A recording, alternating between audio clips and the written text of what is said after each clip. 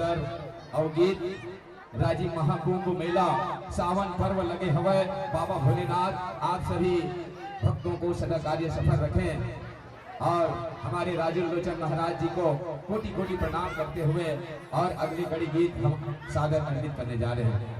English में बात करने से कोई बड़े आदमी मुझे थे भुनो भैया नहीं हुआ है, मनोज भैया नहीं हुआ है। हिंदी में बात करने से कोई बड़े आदमी नहीं हो जाएगा। Work ply work happy and go diet is the work time the money no please do not touching happy आदमी ला जैसे काम करना है तो अपन काम ला करते रहा है, वो आदमी टच नहीं करना चाहिए, आउट यानी बाहर रहना चाहिए।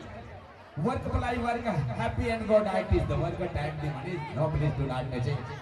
हमारे ढोलक वादक जी के नाम से एक बार ताली बजाकर सम्मान देंगे। अरे उम्र का तकाजा क्या करेंगे दोस्तों, बोलो भाई मनोज भाई, उम्र का तकाजा क्या करेंगे दोस्तों। भक्ति तो हर सूरत में होती है, फर्क रह जाती श्रद्धा की। माँ तो हर मूरत में होती है, माँ तो हर मूरत में होती है, माँ तो हर मूरत में होती है।